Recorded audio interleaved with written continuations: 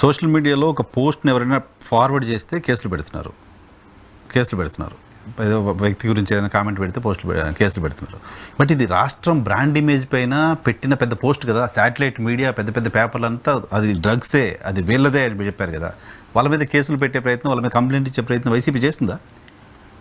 ఆ యాంగిల్లో అంటే సిబిఐ రిపోర్టు అంతా కూడా నిన్నే వచ్చింది సార్.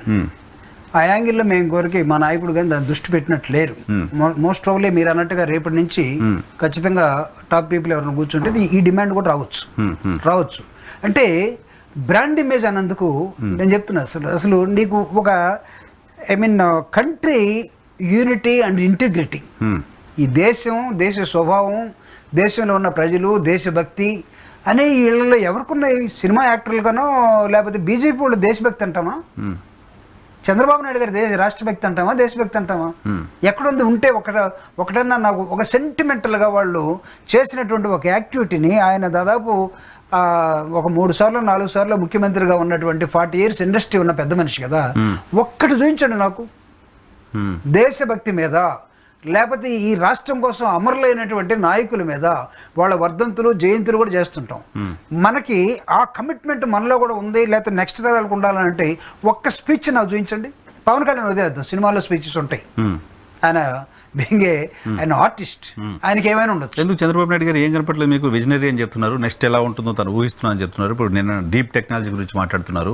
ప్రతి ఇంటి నుంచి ఒక ఎంటర్ప్రీనర్ బయటకు రావాల్సిన అవసరం ఉంది. దానికోసం సార్ ఆయన ప్రతిసారి అదే మాటలు, హైటెక్ సిటీ కట్టినప్పటి నుంచి అదేగా మాట్లాడుతుంది. Show me one entrepreneur belongs to other than his caste. I'm sorry, ఇక్కడ క్యాస్ట్ వాడుతున్నాను నేను. ఆయన పరిపాలనలో కానీ ఇప్పటిదాకా other than is social background మిగతా ఎంటర్ప్రీనర్స్ నాకు చూపించండి. బతనిచ్చారు అసలు మిగతా వాడు ఎవడన్నా ఉన్నా వాడిని నిలువున చంపేసి వాడు గొంతు కోసేసి వీళ్ళున్నారు. కానీ నువ్వు రాష్ట్ర ముఖ్యమంత్రి కదా, దేశాన్ని చక్రం తిప్పినోళ్ళు కదా మీరు ఒక దశలో. ఎన్టీ రామారావు గారు ఉన్నప్పుడు ఎక్కడుంది ఎంటర్ప్రైనర్? అసలు మీకు ఒక దేశాన్ని చక్రం తిప్పినటువంటి ఒక నాయకుడికి 40 సంవత్సరాలు ఇండస్ట్రీ ఉన్నవాడికి 3 సార్లు 4 సార్లు ముఖ్యమంత్రి అయిన వాడికి ఇంకా ఈ దేశం, ఈ రాష్ట్రం ఇంకా ఎదగాలి, ఎంటర్ప్రైనర్స్ రావాలి, ఎంతకాలం చెప్తారు సార్ ఈ అబద్ధాలు? నువ్వు 7వ తరగతి పబ్లిక్ ఎగ్జామినేషన్ అప్పుడు ఫెయిల్ అయి ఉంటారు. మామూలుగా అటెండెన్స్ మీద పాస్ అయితే అందరు పాస్ అవుతారు. 10th క్లాస్ పబ్లిక్ ఎగ్జామినేషన్ కాబట్టి అక్కడ ఫిల్టర్ అవుతారు, అక్కడ ఫెయిల్ అవుతారు. అంటే 4 సార్లు ముఖ్యమంత్రిగా ఎంటర్ప్రైనర్స్ని ఎంతమందిని క్రియేట్ చేశారు? Xiaomi.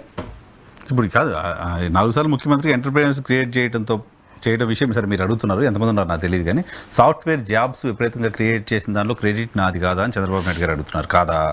Outer ring road Hyderabad చుట్టూ నేను కట్టాను అంటున్నారు. కాదా? సైబరాబాద్ అని ఒక నగరాన్ని నిర్మించా అంటున్నారు. కాదా? ఎయిర్పోర్ట్ తెచ్చా అంటున్నారు. కాదా? అమరావతి కడతా అంటున్నారు. కాదా? ఏంటి సార్ ఇంకా పోలవరం అయిపోయింది అంటున్నారు. కాదా? అంతా ఉన్నాయి. ఇంకా నయం క్లౌడ్ టెక్నాలజీ, డ్రోన్ సిటీ అన్నీ ఆయనే సార్. ఇది government is a continuous process. ఒక ప్రభుత్వంలో శాంక్షన్ అయింది, ఒకవేళ ప్రభుత్వం మారిపోతే ఇంకొక నెక్స్ట్ వచ్చే ప్రభుత్వానికి అది కంటిన్యూ చేయాల్సిన బాధ్యత ఉంటుంది. అది ఎవరి పీరియడ్లో కంప్లీట్ అయింది sir? Outer ring road Rajasekhara Reddy గారు. మీరు కూడా మిస్ అయ్యారు. అసలు స్టార్ట్ అయింది కూడా రాజశేఖర రెడ్డి చెప్తున్నా. నేను ఆ ప్రోగ్రామ్ కవరేజ్ పొద్దున ఎవరు అంటే మాట్లాడుతుంది. ఆ ప్రోగ్రామ్ కవరేజ్ ఫౌండేషన్ కవరేజ్కి వెళ్ళారు రిపోర్టర్గా నేను. మన్మోహన్ సింగ్ గారు వచ్చి ఔటర్ రింగ్ రోడ్కి ఫౌండేషన్ వేశారు 2006లో సార్. అంటే నేను ఎవరి టైంలో కంప్లీట్ అయింది? రాజశేఖర రెడ్డి గారి పీరియడ్ కదా. రాజశేఖర రెడ్డి టైంలో స్టార్ట్ అయింది, కిరణ్ కుమార్ రెడ్డి గారి టైంలో కంప్లీట్ అయింది. అంటే ఆయన కాంగ్రెస్ టెన్యూర్, ఆల్మోస్ట్ కాంగ్రెసే కదా కాంగ్రెస్ టెన్యూర్. అంటే మీరు అన్నట్టుగా ఇప్పుడు నరసింహరావు గారి ఒక ఎయిర్పోర్ట్ దాకా ఉన్నటువంటి మన సరోజిని హాస్పిటల్ దగ్గర నుంచి రింగ్ రోడ్ అక్కడ దాకా ఉంది. మధ్యలో ఎయిర్పోర్ట్ దాకా పివి నరసింహరావు ఫ్లైఓవర్ అది ఎవరు చేశారు? 13 నెలల్లో కంప్లీట్ అయిపోయింది రాజశేఖర రెడ్డి గారు. దాన్ని కూడా క్లెయిమ్ చేసుకున్నాడు ఈయన. ఎందుకు సార్ ఇవన్నీ హైటెక్ సిటీ నేనే కట్టాను. ఓకే, నీ టైంలో ఒకవేళ ఇత్తనం వేసి ఉండొచ్చు. అది ఫౌండేషన్ వేసింది జనార్దన్ రెడ్డి గారు. నిన్న రేవంత్ రెడ్డి చెప్తున్నారా? ఇప్పుడు ఆయనేమో నేను కట్టాను అంటాడు, ఆయన శిష్యుడేమో జనార్దన్ కాంగ్రెస్ లో ఉన్నాడు కాబట్టి జనార్దన్ రెడ్డి వాస్తవం చెప్తున్నాడు. ఇప్పుడు ప్రతిదీ నేనే టెక్నాలజీ సంబంధించినట్టే అంటే నేను ఇక్కడ ఛాలెంజ్ చేయకూడదు. కానీ టెక్నాలజీ మీద మీ అవగాహన ఎంత? బీయింగ్ మెకానికల్ ఇంజనీర్ నేను అడుగుతున్నాను.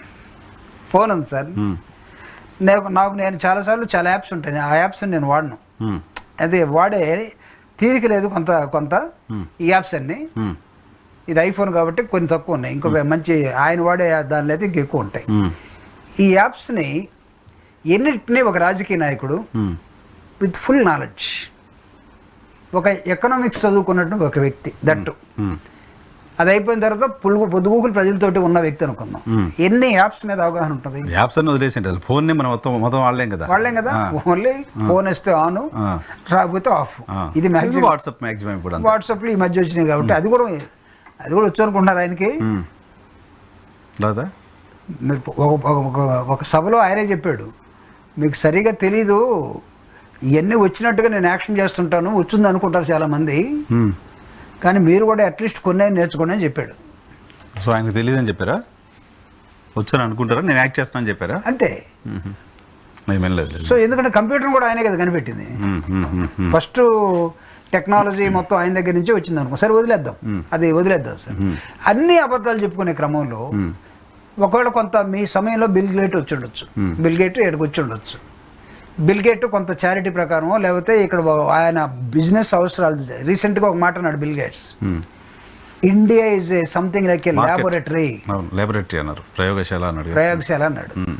దీని మీద ఎవరైనా రియాక్ట్ అయ్యాడా? మార్కెట్ ల్యాబొరేటరీ అన్నారు, చాలా నెగిటివ్ కామెంట్. చాలా ఏంటి సార్ అది నెగిటివ్ కామెంట్. అసలు నువ్వు పెద్ద చారిటీ మ్యాన్ అని చెప్పుకుంటూ, పెద్ద ప్రపంచంలోనే నంబర్ 1 బిజినెస్ మ్యాన్ అని చెప్పుకుంటూ, దీన్ని ప్రయోగశాలగా నువ్వు భారతదేశాన్ని వాడుకున్నావని చెప్తా ఉంటే ఇదేమన్నా స్లాటర్ బిజినెస్సా? ఆవు మాంసం, గొడ్డు మాంసం, లేకపోతే కుక్క మాంసం అన్ని తీసుకెళ్ళి అన్ని కలిపి మిక్స్ చేసి అమ్మే స్లాటర్ అనుకుంటున్నావా? లేకపోతే ఫిష్ మార్కెటా? భారతదేశాన్ని గురించి ఏమనుకుంటున్నారు? బిల్ గేట్ నేనే తీసుకొచ్చుకున్నా అన్న అతను ఎందుకు దీని రియాక్ట్ కాలేదు? రెస్పాండ్ అవ్వలేదు ఎందుకు కాలేదు చెప్పండి నాకు.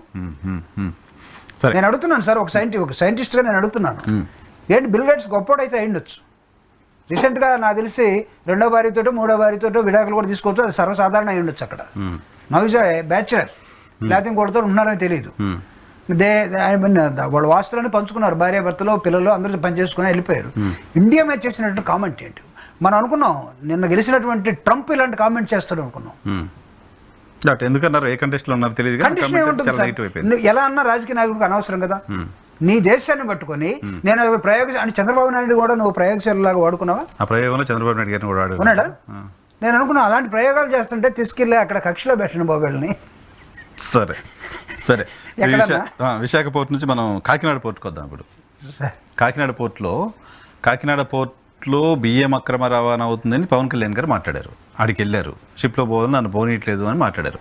తెల్లారి చంద్రబాబు నాయుడు గారు పిలిచారు, మాట్లాడారు. ఇప్పుడు మొత్తం టర్న్ ఏమైపోయింది అంటే కాకినాడ పోర్ట్లో వాటాలు రాయించుకున్నారు అనే వైపు వచ్చింది. అసలు బియ్యం అక్రమ రవాణా ఇష్యూ పక్కకి వెళ్ళిపోయి వాటాలు రాయించుకున్నారు, సెజ్లో వాటాలు రాయించుకున్నారు అనేది. ఈ రెండింటిపైన మీ ఒపీనియన్ ఏంటి సార్? అది వాటాలు ఒకవేళ రాయించుకుని కూడా ఉండొచ్చు, బట్ రాయించుకున్నవాడు ఎవడు కూడా టోటల్ మేనేజ్మెంట్లో లేడు. ఎవరి దగ్గర రాయించుకున్నారు?